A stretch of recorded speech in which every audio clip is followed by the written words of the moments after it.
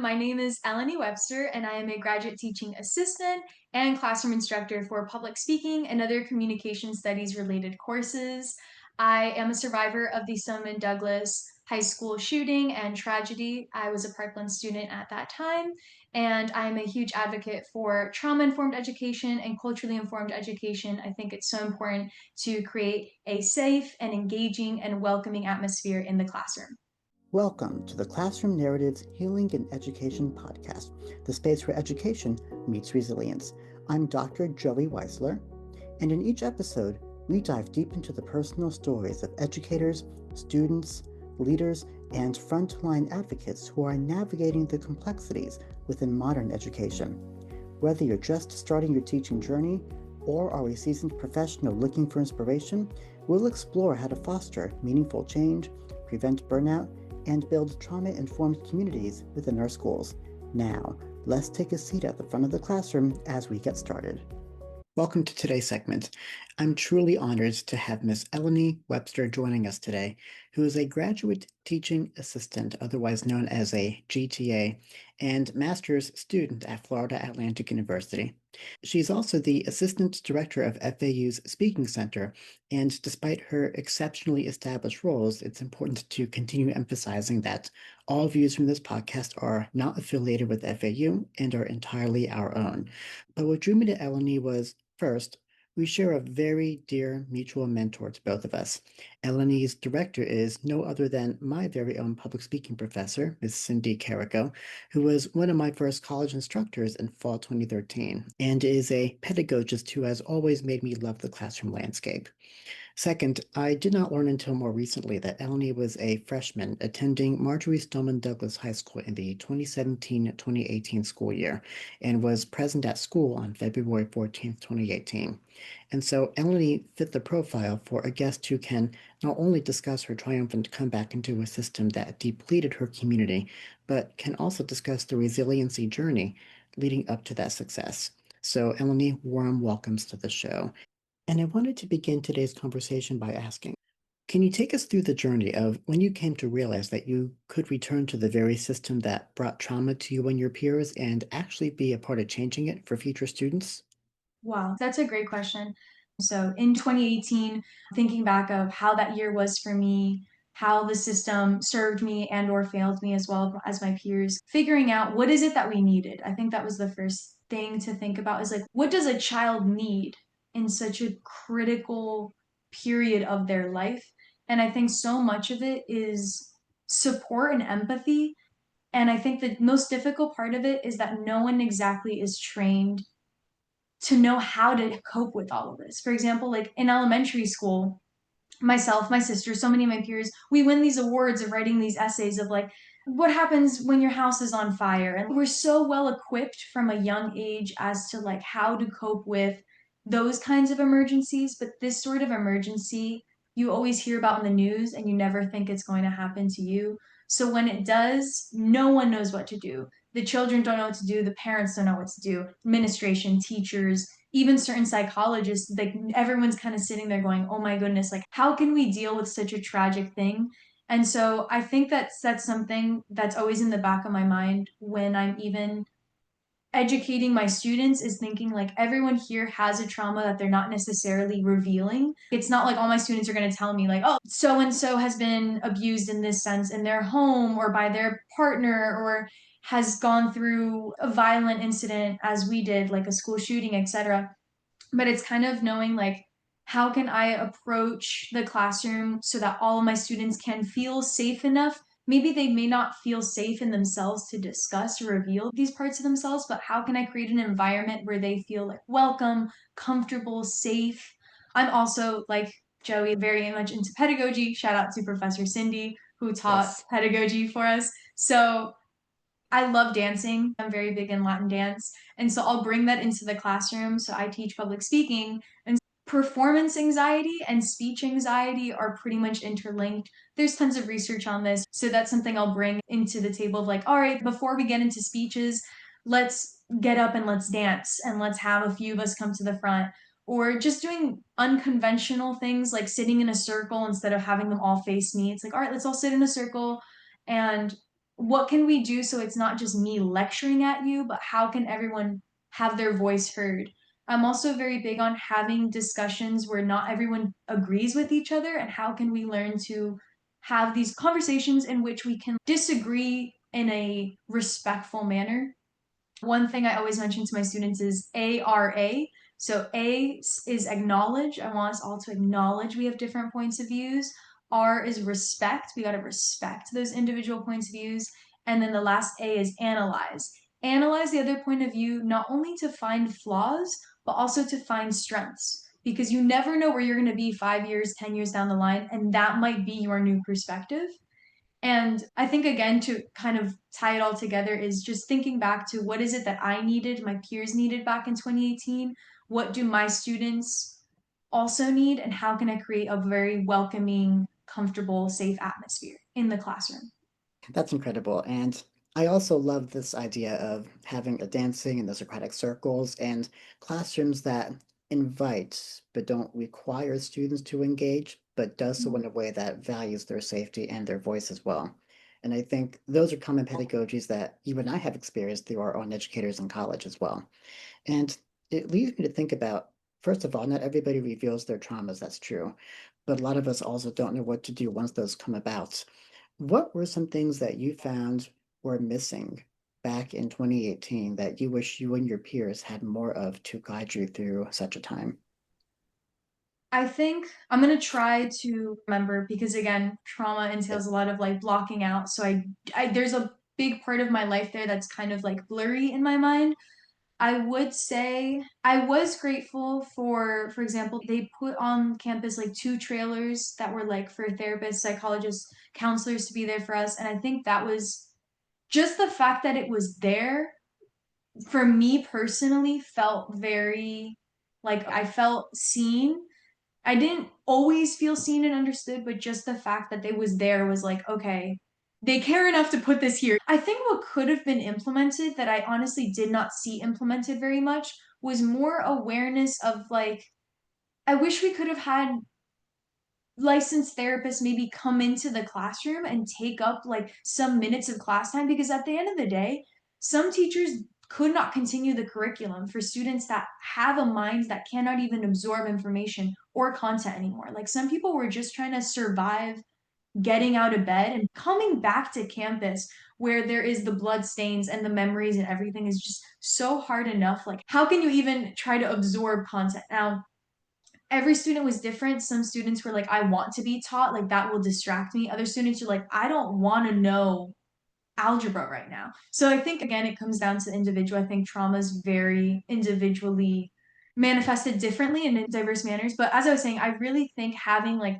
licensed therapists, counselors, psychologists come into the classroom and be like, let's have a 20-minute session about like, what do you do if you're dealing with suicidal ideation? What do you do if you have no idea how to cope with so many thoughts, so many emotions? Let's teach somatic therapy. Like, the fact that I wasn't aware of certain somatic therapy until college was crazy to me, until I started teaching it to my own students.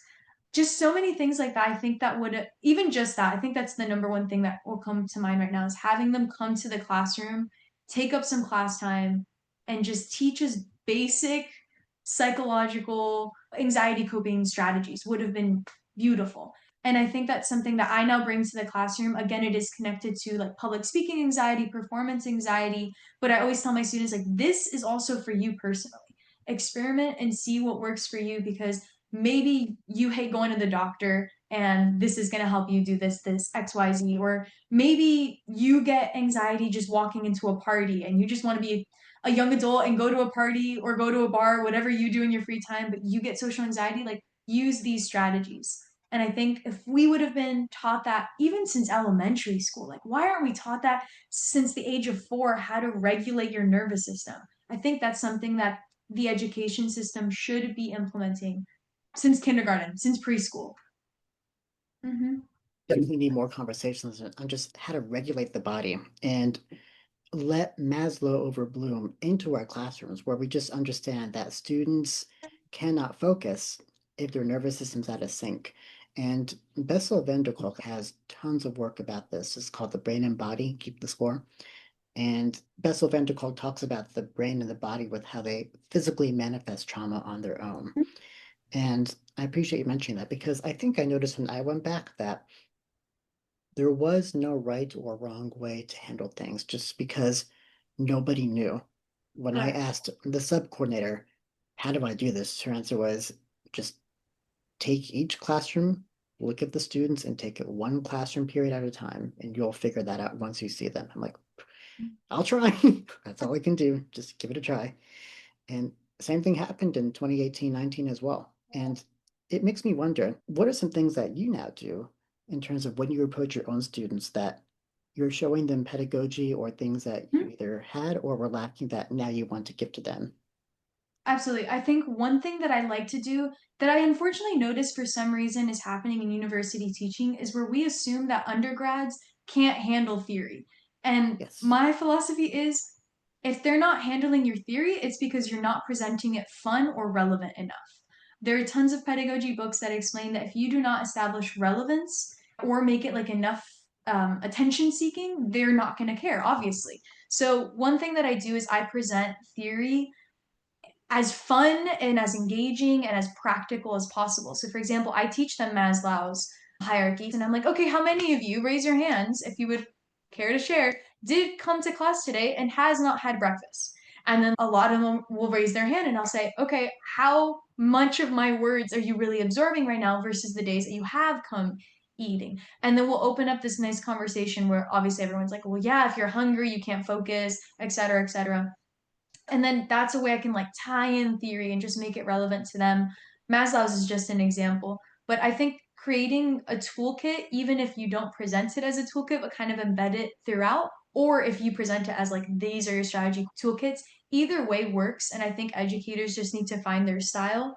Probably one of the first classes I do is anxiety coping, again, because it is public speaking and everyone is freaking out. I would say 90% of my students are freaking out when they get to my class. So I'm like, okay, we're going to make this class fun. We're going to make it engaging. We're going to have the dancing. We're going to do enough activities where you all get to know each other. So many of my students will tell me that this is the only class in which they know their peers' names. Also, one of the only classes where they know my name. Some students will go to college and not know their own professor's names. Me personally, I always knew their name, but apparently this is a very common phenomenon. So I try to build rapport with them. Obviously, I have certain boundaries that cannot be crossed. Even though I'm a very young educator, I'm very much like, you will refer to me as Miss Webster. You will not first name me. That's a personal thing. Every educator has their own style, but I always encourage other fellow GTAs as well to find your style, find what is like the rapport and balancing with the boundaries. Again, all of us really make a big emphasis on teaching them anxiety coping. Something that I also do is I have that tough conversation with them of what do we do in an active shooter situation. And I always preface it and I'm like, if you need to exit the room right now, if this is a triggering conversation, I am not going to judge. None of us are going to judge. Like, take this time now. Okay, it's important for us to have this conversation because it is very prevalent. I actually have not told my students. I think they can tell by my tone that it hits pretty home when I start talking about it. But I don't tell my students that I am a school shooting survivor. I don't believe I've done so in the past few semesters. But I always also start with how many of your other professors have ever had a conversation with you in college about what to do in an active shooter situation? Zero. In all my semesters of teaching, not one student has said that a previous professor has talked about it. They've said high school had, but not college. And I'm like, oh no. I say, okay, I use some infographics that I find off of like universities that post what to do on their websites. And I'll do the whole step one, step two, step three. These are your options. And then I say, okay, what can we do with the classroom? And I'll have them tell me. I had one student actually say, hey, I'm a summer camp counselor and this is what we do in the classroom and we add kind of like this resource, etc. So I also have them tell me what they would do in said situation. How can I make them feel more comfortable about all of this? But it does disturb me that it is not a conversation that even if it's like a 3-minute conversation, it's not being had. And that concerns me. I agree. And I'm actually guilty of that as well. And some things I'm thinking about here is that I love how you mentioned just that building of rapport. Because one thing that I've learned as the secret sauce is that we need to build the community of students amongst each other in the 100%. process of them to build a community and relationship with us as their instructor? One activity that I do with them, well, I'll mention two activities. So one that I do with them is that every day we do, technically professors call it like an exit ticket, but Yeah. I do it in the beginning. We still call it exit tickets because they give it to me as they walk out. But essentially, I'll do one question. Sometimes it's academic related. So it's like, what part of the new upcoming assignment is stressing you out? And like write down your concern. Or another day, it'll be like, what's your favorite flower? And another day, it's like, what's your favorite animal? And what I do is I'll read each one and I'll give them a little stamp and they think it's cute. And it shows like I read it and I get to know each one of them individually, which is very nice because I don't have that one-on-one time with any of them, but I'm used to being a tutor, so having that one-on-one. So that's one way that I get to know them all individually is I see what's concerning them. I know a little bit about like, okay, what are their preferences now? What can I tie into the analogies I use in the classroom? Or if a lot of them are like really into a certain sport, I can keep referencing that sport and they all get excited. So that's the exit tickets that I do. I also do these game shows where we pretend it's like a Family Feud Jeopardy thing. It takes me hours to make, but they love it each time. They get very competitive, they team up. And then the lightning round question is always name every person on the opposite team. That's And I was excellent. so proud that last semester the student got it perfectly. I mean, he had perfect attendance. He's like, boom, boom, boom, your name, your name, your name. And it was amazing. I have the best memories with them. And so then at the end, I write each student an individual note, like on an index card, and I put together all of their exit tickets and I call it their souvenir, their passport. It's their graduating passport from my class. So I call all my students diplomats because they need to learn to be diplomatic and tactful, but also confident, all these things. So I'll write each of them a note telling them, like, I'm so proud to see you progress and this, and this.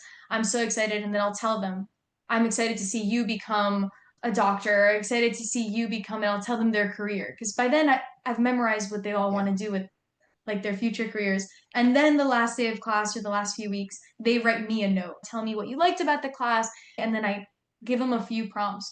And it's always so nostalgic, sentimental, memorable. It's a lot of fun. Mm-hmm. You're incredible. And yeah, I think the one thing that Eleni and I can both agree on, the secret sauce, is to make the students feel valued. If they feel like you're just a number to them, then your class will be treated just like another subject to them. But if there's Mm-hmm. personality and there's value in that, they will invest so much more into that. I'm also thinking about, so we talk about boundaries as well. So, Mm-hmm. and as an educator, what are some boundaries that you keep up for yourself in front of your students and vice versa? What are Mm-hmm. some things that your students have told you? And in connection to just handling and dealing with those emotions, how do you do it in a way that still protects you, the student, and your classroom? I think one of the keys of being a quality educator is learning how to establish boundaries. I think when it comes to, for example, them sharing things with me, I did have one student that did share like that they were from Parkland or that they were from MSD, but they did say that in their speech. And they said that the reason they were able to share that is that the atmosphere felt safe enough to be vulnerable. And again, that comes to establishing yes, we have boundaries, but yes, also we're comfortable here sharing, but also we have boundaries. And it's kind of, again, finding that equilibrium and balance. And I think that was very beautiful because a lot of them get very vulnerable in their speeches.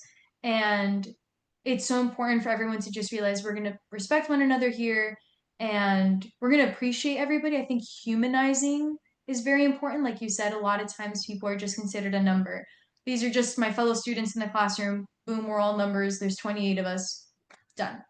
No, it's like I know everybody's name. First step to humanizing something, knowing each other's names.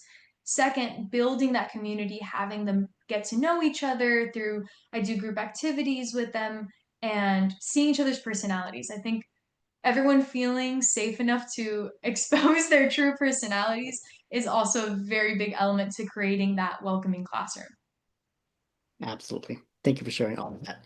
And I agree, just having boundaries that are welcoming but still allow the student to show their vulnerabilities in a safe and humanizing way is Mm-hmm. really the most fundamental way that a classroom can be operated. So you said you've now been teaching for 3 to 4 semesters, right? Yeah. What are some things that you remember from your first semester that have evolved as a Ooh. teacher who's growing through the process? Because I am such a different teacher for the better than I was 5 years ago Mhm. versus now. I think my first semester, I was a little bit weary again of being a young female professor and needing to be taken seriously, obviously. So when I talked about the AI policy, my approach was very like, if you do it, I will report you. These are the consequences, blah, blah. And then my second semester, I was a lot more confident in myself. And I knew, like, okay, if I present myself in this manner and I'm myself, like, they know that I'm being myself. They tell me that all the time. They're like, Miss Webster, we can tell you're being you. Like, this is the authentic, enthusiastic, professional Miss Webster. Like, they always say that to me. So, second semester, though, I was like, we're all adults here. AI is going to be tempting to use. If you use it, it's going to give you more work. It's going to give me more work. I beg you, just don't use it. Like my approach to it was a lot more like, Yes. if it happens, it happens. You're going to get this grade. I think they felt a little bit more humanized. And I think they felt as though, although a lot of them were 18, 19, 20, they felt like she sees me as an adult Yeah. versus I see you as a child and I know you're going to do wrong. It's more like I see you as an adult. You have the choice to do right or wrong. And so that's one thing that's evolved. Another thing I wanted to share was relevant to the previous question was one student was actually vulnerable enough to share how he had a medical condition in which like he had alarms on his phone and so his ringer had to be on, but previous teachers like thought it was disrespectful, which I probably would have too if he hadn't expressed that to me. But he was like, oh, I feel so safe in this classroom, I'm going to share, like, this is what my speech is going to be about. He shares. And so for the rest of the semester, like when his ringer would go off, we'd all kind of like smile at him, like we wouldn't laugh at him. He said like other times people would laugh at him or people would yell at him, but it was like we knew like a different dimension to him, which again, health, especially in, I feel like in American culture, health is very much like, this is private, this is me, we don't share. And so kind of seeing him like comfortable enough to share it also made us understand him better. And he was able to understand his peers better as well. I love that. And I definitely find that students are seemingly less likely to challenge the authentic human versus Mm-hmm. somebody who tries to flex their muscles with that power. I've learned that quite a bit too. When I walked in that fall after 2018 had happened, I passed out detentions. It's like they were free candy, and they would give it right back to me. And as time went on, it was like I learned it's like a counterintuitive, like I discipline by not disciplining. And it's like, Mm-hmm. yeah, it's like they know to follow the rules because they don't want to disappoint. It's just the human in front of them in some Right. essence. And when you mentioned the students who feel safe to be vulnerable, and I love that. There's a lot of literature about that from Brene Brown. That's definitely an awesome theorist to think about. And I noticed like when I taught public speaking too back in the spring, for their first speeches for the info speech, I was just looking for a typical like, hi, my name is. And so many students came forward with their mental health journeys coming back from rock bottom. I'm just like, I didn't ask for that. Am I prepared for that? I don't know, but here it is. You just gave it to me. And when students still offer you those really vulnerable personal moments through their coursework, what steps do you take as their instructor, including as someone who also was looking for a community service like that back in 2018? Something that I do even before I see them being vulnerable in any sense is I start reminding them of CAPS. So, Counseling and Psychological Services, which is the therapy office on campus. So, I'm always reminding them, like, I tell them the first day when we're going over syllabus, I remind them throughout the semester, just like they have us take that module course before even teaching at Florida Atlantic. Like, they have you take a course where it's like, if your student says this sort of stuff, what should you do? And so I would probably tell them, like, oh, yeah, I recommend CAPS for you. I'm a big advocate of CAPS. I'm always telling students, like, go to CAPS, it's great. So it's so simple, but not enough professors are doing it, where it's like reminding their students the resources exist on campus. And when I do tell my students, most of them are like, is it free? I didn't know it was free. Are you sure it's free? Wait, where is it located? And I'm like, oh no, nobody knows. And I'm like, okay, yeah, no problem. Let's pull up the website. Let's pull up how to schedule an appointment. Let's find the map. Let's take a field trip for goodness sakes, right? So Yeah. whatever it takes to just make them aware of the resources that are available to them, again, not enough educators are doing it, or maybe not enough educators know they should even be doing it or can be doing it, I think is another element and dimension to it. So I think emphasizing the resources that are available to them is huge. I think a lot of students don't realize that their tuition is paying for services exactly like that, so they might as well be utilized. And what can you also say, Eleni, based upon this awesome discussion? This has been so productive. Thank you for all this. What would you say would be a takeaway that you want our listeners to gather from today's conversation?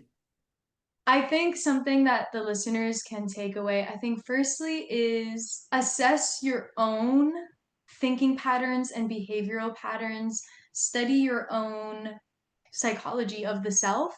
From there, also think like, what is it that I needed when I was in a tough time? How can I bring that to the classroom if you're an educator? How can I make my lessons more engaging? How can I make learning exciting? The main reason students are quote unquote lazy, quote unquote hate school, is because they've never had enough educators make the learning fun, make it exciting, make them feel seen.